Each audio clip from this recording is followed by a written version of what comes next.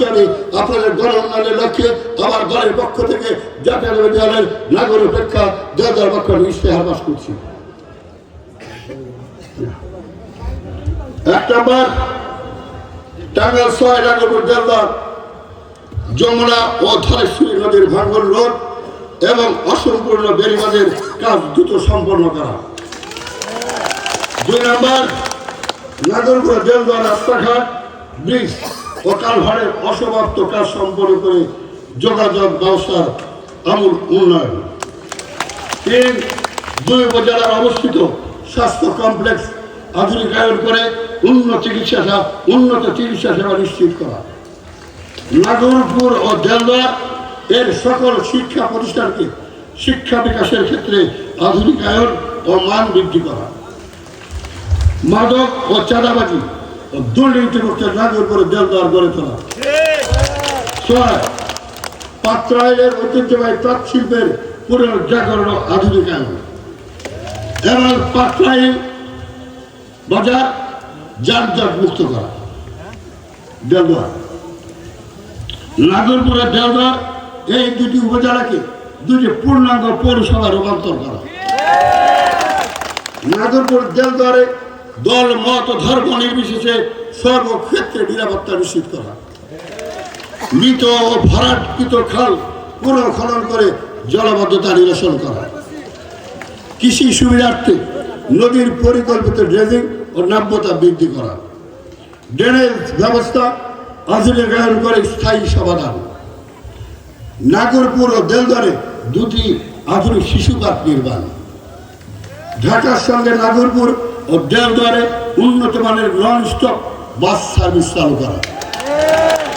উদ্যোক্তা সৃষ্টি ও কর্মসংস্থানের পরিবেশ তৈরি করা।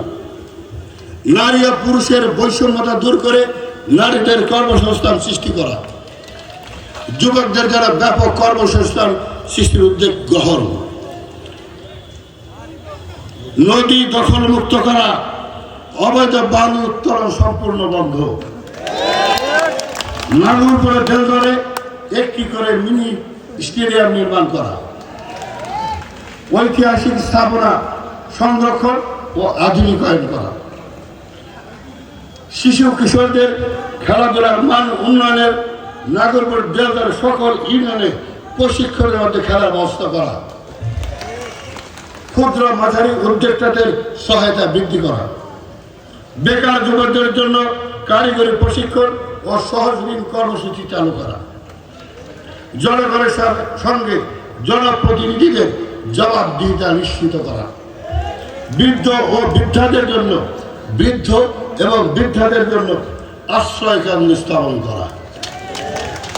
প্রতিবন্ধীদের জন্য উন্নত মানের শিক্ষা প্রতিষ্ঠান গড়ে তোলা। ধলেশ্বরের নাগরপুর দেলদার গণমানুষের প্রাণের দাবি, দীর্ঘদিনের দাবি, ব্রিজের টোল মুক্ত করা। নাগরপুর বাজারে যানজট মুক্ত করার লক্ষ্যে শহর বাইপাস রাস্তা নির্মাণ করা। এই ছিল আমাদের নাগরপুর এবং দেলদারের ইশতেহার বিএনপি জাতীয়তাবাদী দলের পক্ষ থেকে। আমি শুধু শেষ অব্দে একটি কথা বলতে চাই, আমরা জাতীয়তাবাদী দল আসলে আমাদের মতের ভিন্নতা থাকতে পারে, সামগ্রিক চিন্তে যখন মনে করো দেশের রক্তিম স্বর্ণ উদয় করার লক্ষ্য নিয়ে যদি গণতন্ত্রের হাতকে প্রসারিত করতে চাই, অবশ্যই শহীদ প্রেসিডেন্ট জিয়ার আমার আদর্শ দল জাতীয়তাবাদী প্রত্যেকটা কর্মী এবং নেতৃবৃন্দ এবং সমর্থক সবাইকে আন্তরিকতার সাথে এই দেশ গঠন উন্নয়নের লক্ষ্যে কাজ করতে হবে। একা কারো পক্ষে সম্ভব নয়। আপনাদের সবার সমন্বয় করে সমন্বয় চিন্তাধারার মাধ্যমে ঠিক যেমনই 18 কোটি মানুষ বাংলাদেশে, আমি মনে করি 18 দুগুণে 36 কোটি হাত, এটা আমাদের দেশের সম্পদ। যদি 36 কোটি হাত আমরা একত্রভাবে কাজ করি, এই দেশ উন্নয়ন করতে বেশি উন্নত রাষ্ট্রে পরিচিতি লাভ করা বেশি দেরি হবে না।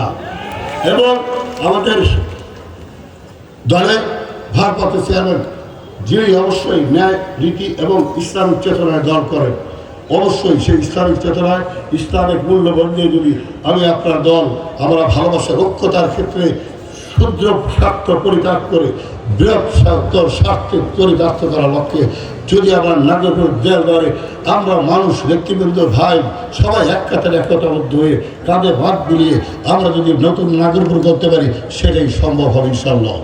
আর বিশ্বাস করি আপনাদের প্রচেষ্টা কখনোই বৃথা যেতে পারে না। মিথ্যা রাজনীতি বৃথা যায়, সত্যের বিজয় সবসময় নিশ্চিত।